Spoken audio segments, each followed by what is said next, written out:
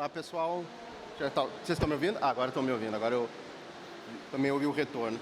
Então, pessoal, obrigado aí por presente aí para ouvir essa conversa sobre PMEs. Eu acho que para começar, vamos puxar um dado. O jornalista gosta de trabalhar com dados, então resgatei aqui uma pesquisa recente do PayPal.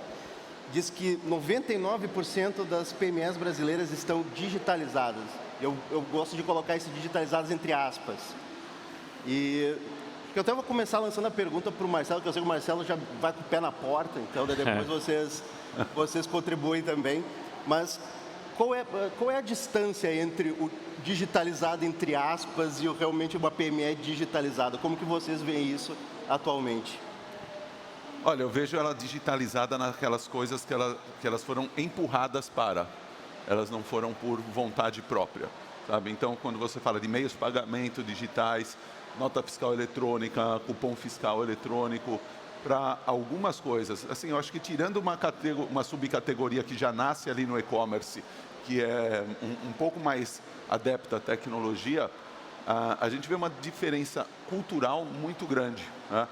O que a gente percebe que um pequeno empreendedor brasileiro, ele é essencialmente, na sua ampla maioria, um cara que se tornou empreendedor por necessidade e não por oportunidade. Então, ele não teve muita preparação para se tornar um empreendedor.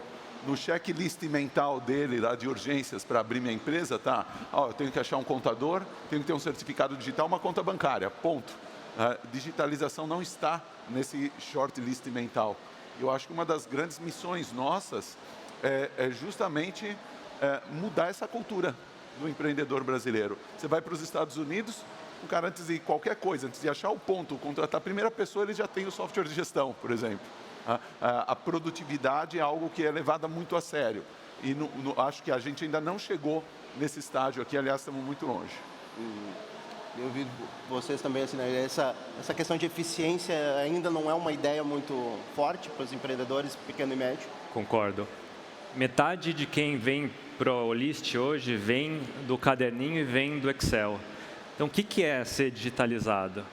Para mim, é quando os processos empresariais, os workflows da empresa, de fato, estão em sistemas, estão de maneira automáticas, e não porque você aceita um pagamento digital, porque você tem uma maquininha e aceita Pix, ou porque você vende um marketplace. Existe um gap enorme entre essa ponta do iceberg, né, que é ter um canal digital, e, de fato, você ter toda uma operação digitalizada. Aqui eu estou falando do contas a pagar, do contas a receber, da gestão do estoque, da conexão com conta bancária, com pagamento. Acho que quando o empreendedor entra nesse estágio de digitalização, aí sim ele dá um salto, né? Ele começa a coletar os outcomes de ter uma operação totalmente digital, e ele está muito à frente de quem tem só uma parte ali do seu processo de venda digital. Então, existe um gap enorme. Apesar dos 99% digitalizados, eu acho que tem um espectro muito grande aí de nível de maturidade em digitalização. A gente vê com muita clareza a lógica de digitalização, né, que muito se fala, tem muitas vezes a ver com o canal, por onde ele está distribuindo aquele produto ou por onde ele está se comunicando.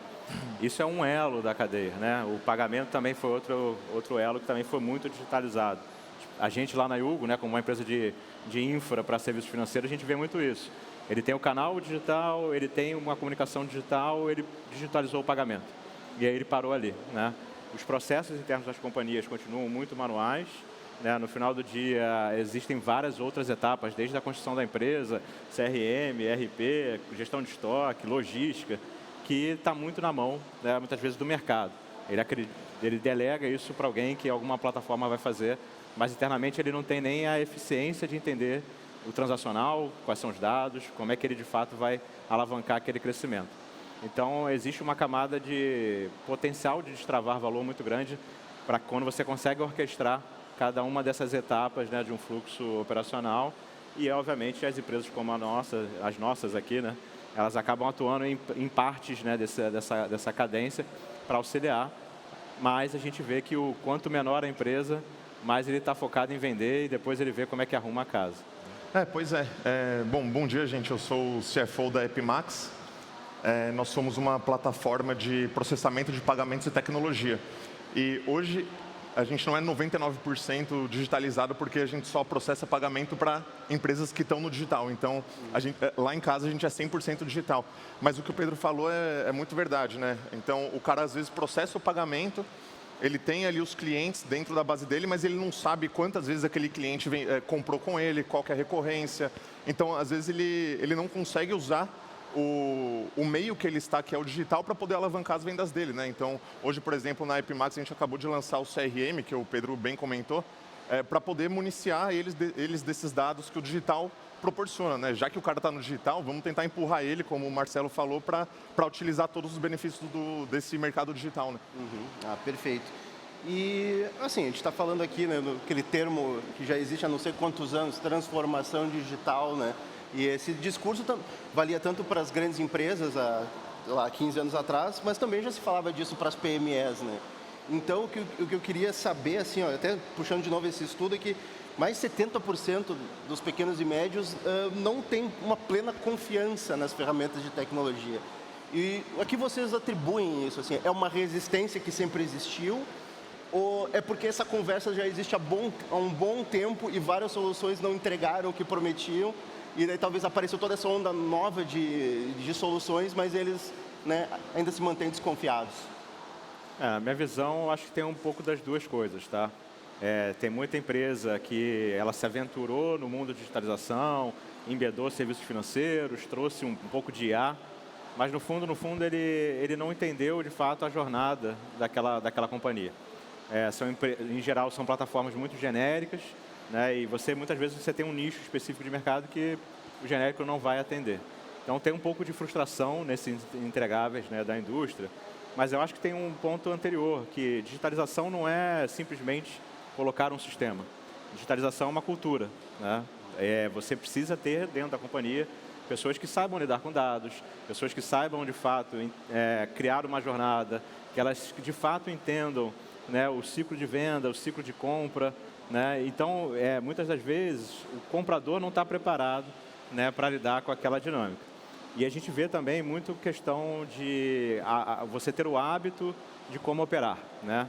A gente, no nosso dia a dia, está acostumado a interagir no WhatsApp, por áudio, né? E hoje o que a gente vê nas plataformas são dashboards super complexos, que muitas vezes o pequeno empresário ele não tem tempo de parar e ficar montando gráfico, análise, né? E praticamente ele vai abandonando as plataformas gradativamente. Então, existe os dois lados. Eu acho que as plataformas, de alguma forma, ainda não necessariamente chegaram aonde elas precisam estar, em várias situações. E o usuário ele se sente frustrado porque a dinâmica deles de negócio não permite parar ou não tem gente dentro de casa que entenda. Então, eu acho que o desafio que a gente se coloca, né, dentro da Yugo é como que eu concilio isso tudo, como é que eu facilito essa experiência, essa jornada, né, para o usuário, né, pequeno, que, de novo, ele não tem tempo, porque se ele parar para fazer dashboard, ele não está vendendo, né? Então, essa é uma parte do desafio. É engraçado, né, que o brasileiro, o ser humano em si, é extremamente digitalizado. Ele é um cara... Nós somos os maiores usuários de mídias sociais. WhatsApp, né? O WhatsApp, qualquer outra mídia social, lançou, a gente é o número 1 no ranking mundial. Ele adopta em várias coisas, né? Em basicamente tudo, mas por algum motivo surreal, quando se trata da empresa, ele age assim, cara, olha, está faltando dinheiro aqui no caixa, pega o seu caderno, vamos fazer uma lista de quem deve dinheiro para mim. E por essa característica dele já ser muito digitalizado pessoalmente, eu acho que falta pouco. Eu acho que falta pouco para a gente conseguir trazer um pouco mais forte essa consciência para o pequeno empresário.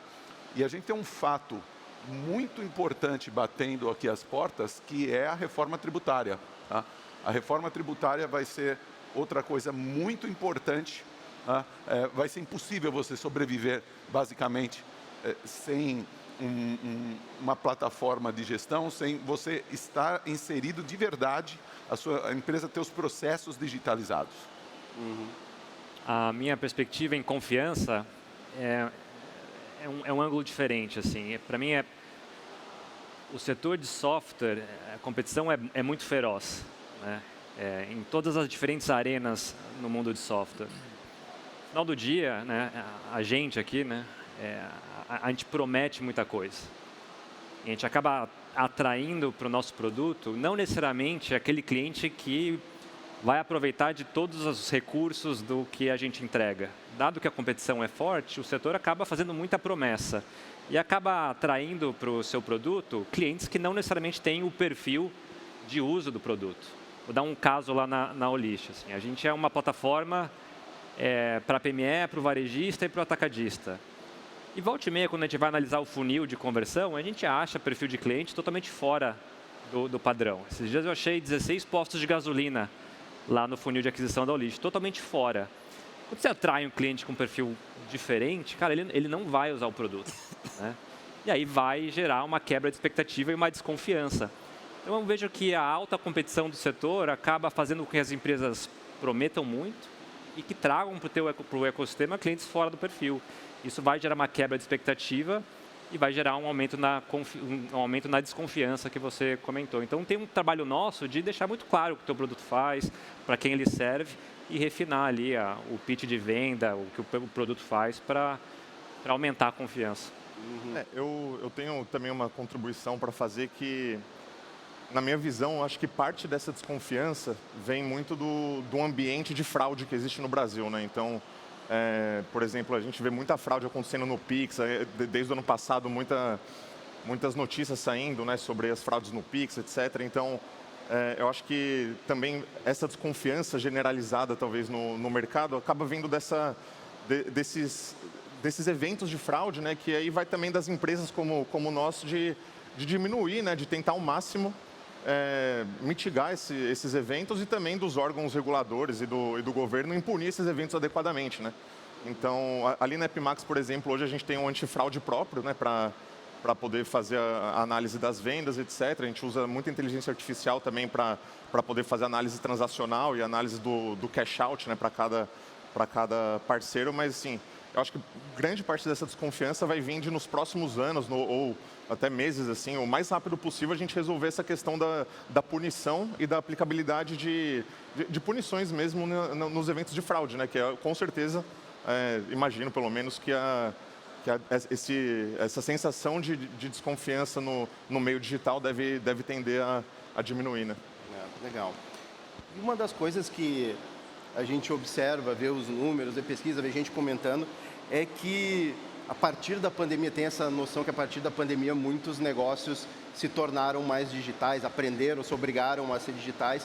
E eu queria ouvir de vocês, por exemplo, tem, né, no caso da Epimax e da Olist, que trabalham mais na parte de vendas, tem muito isso do marketing, né, da venda digital, comércio digital, talvez seja mais visível, mas no caso da Yugo e da OMI tem a questão do back-office. Então, eu queria saber onde realmente impactou para vocês, onde realmente gerou uma demanda, gerou um interesse, e em outros casos talvez nem tanto. Eu acho que vou começar de novo com o que o Marcelo vai ver, da questão da demanda, nele não chegou ainda. Eu queria ouvir de ti sobre isso. No caso da Olist, impactou o nosso negócio, a pandemia, mas muito porque, o próprio Marcelo comentou, o nosso seller procura a Olist porque ele tem uma dor.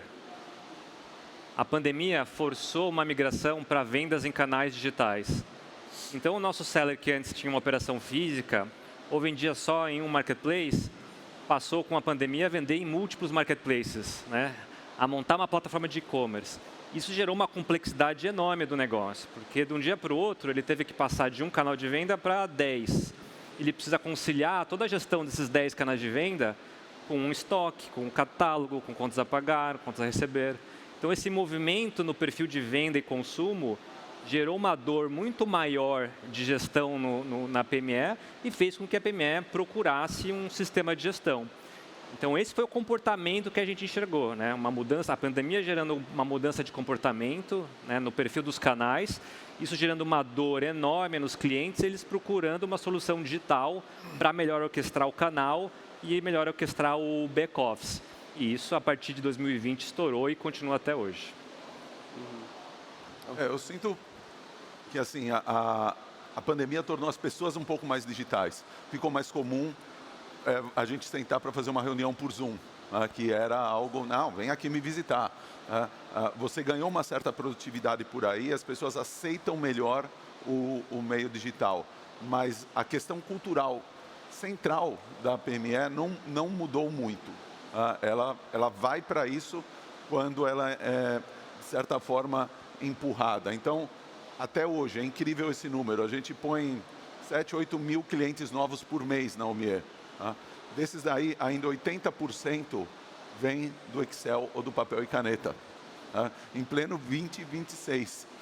Qual que era o número antes da pandemia? Cara, era 85%. Então, assim, a diferença não é tão grande assim. Eu vejo que a gente tem uma missão muito importante em realmente forçar uma mudança de cultura. E é por isso, esse é um dos motivos que a gente se alia muito fortemente com a categoria contábil, com os contadores. Toda PME tem que ter um contador, e eu acho que o contador ele tem um papel muito, muito importante na influência em cima desse empreendedor para empurrar ele para a digitalização.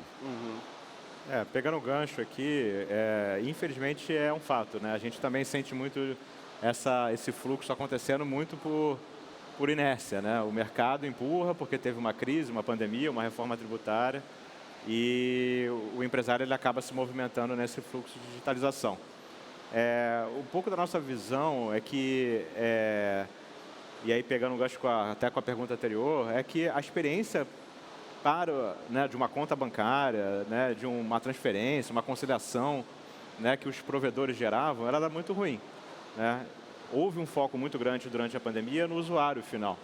A experiência no aplicativo, a experiência nos sites, na compra, na logística, tudo isso foi muito sendo coberto quando você pensa, né, no indivíduo isoladamente. Para as empresas ainda tinha um ensaio, tanto que existe um movimento muito grande, né, dos próprios bancos começando a lançar novas contas empresariais, porque sempre foi uma experiência muito difícil. Eu acho que tem dois movimentos novos, né, que vão empurrar de fato mais um ciclo, né, para acelerar essa agenda. O primeiro, né, a gente, né, comentou aqui, que é a questão da reforma tributária, mas tem mais um que é o crédito, né? Todo empresário ele vai precisar de crédito ao longo da jornada, né, tanto de compra quanto de venda, né? E hoje, né, a gente sabe o quanto é difícil você aprovar crédito para um pequeno e médio empresário, né? Hoje, basicamente, o que você tem é um produto básico de antecipação de recebíveis, né?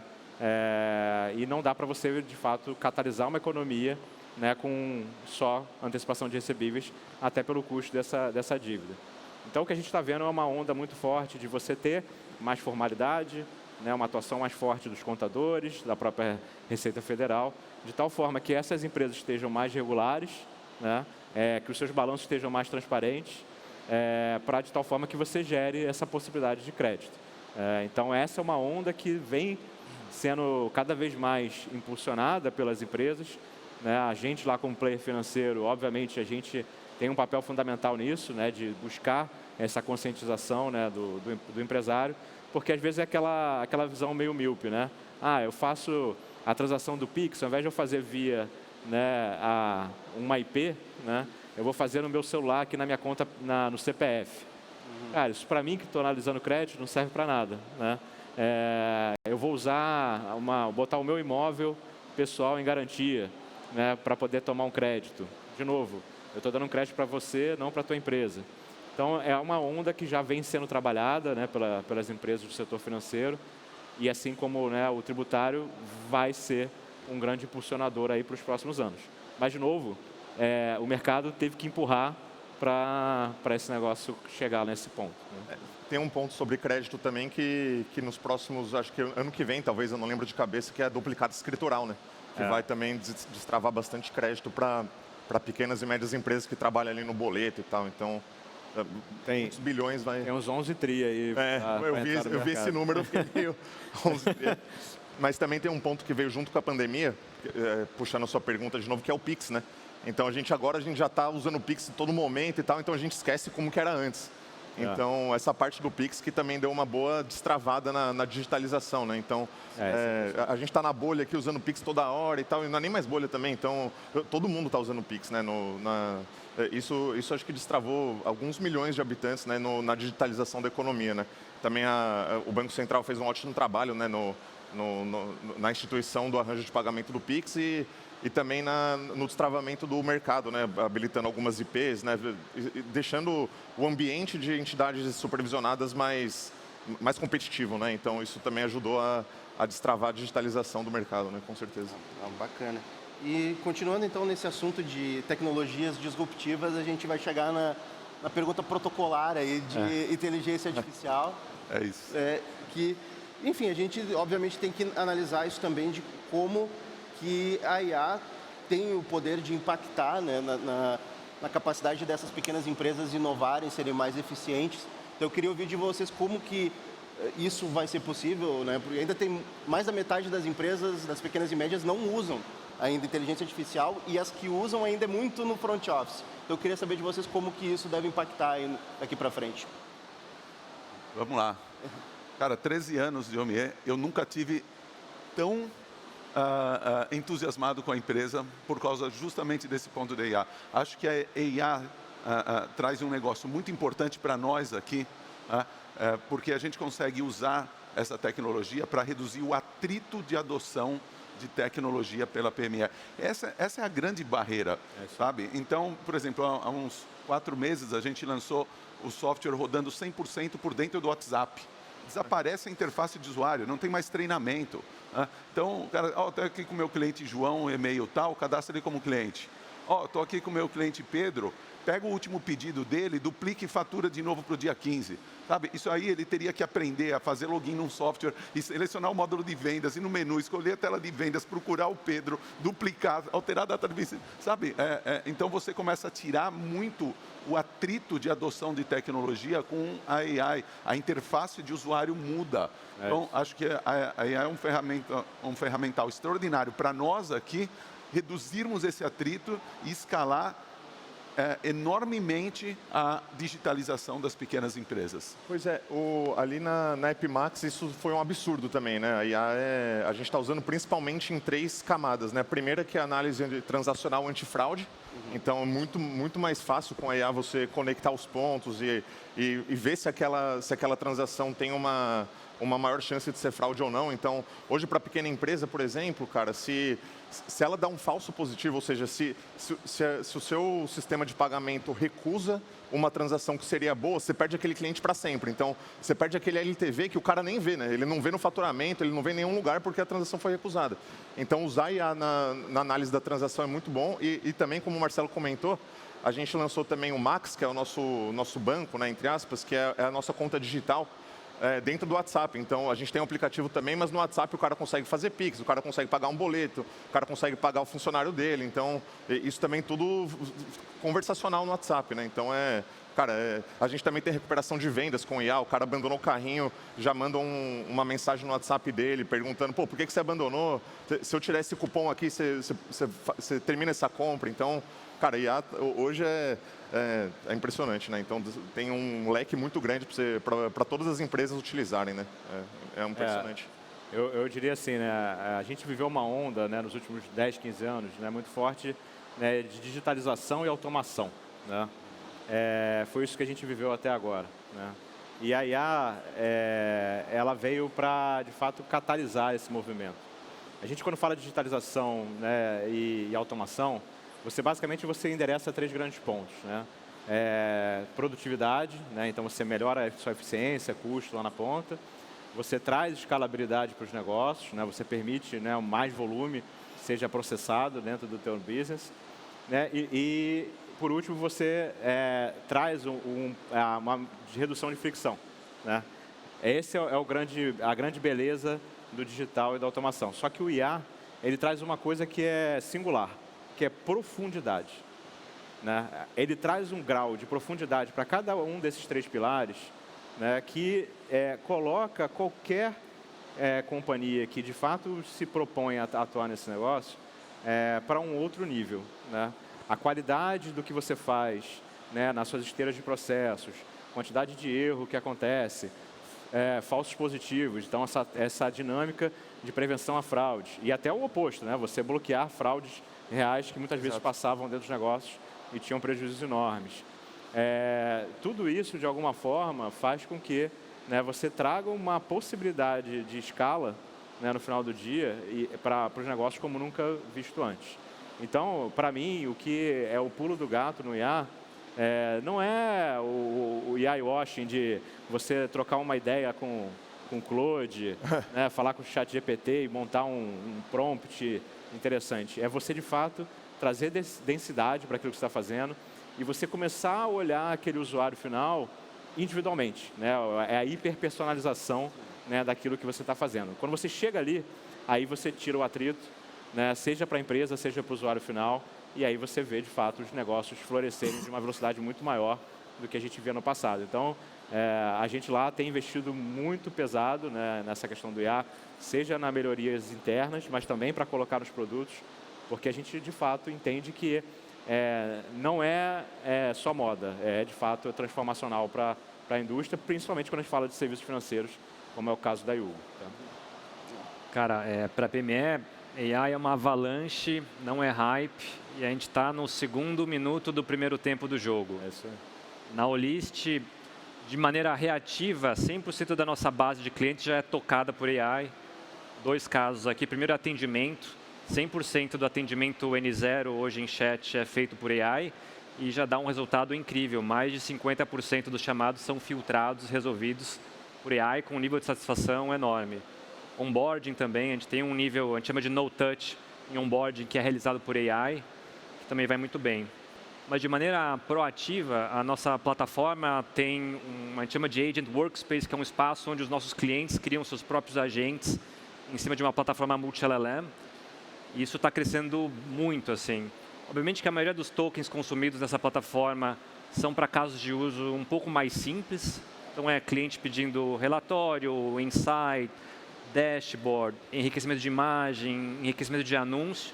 Mas a gente tem visto o pessoal mais tech-savvy automatizando workflows inteiros. Então, todo o processo, por exemplo, de previsão de demanda com um pedido de compra, a gente já tem seller um pouco mais sofisticado que botou isso num workflow agêntico. Então, são esses agentes da Olist que calculam previsão de demanda, estoque mínimo e colocam ordem de compra sem nenhuma interação humana. Só está começando, mas o resultado é incrível e só vai aumentar. Assim.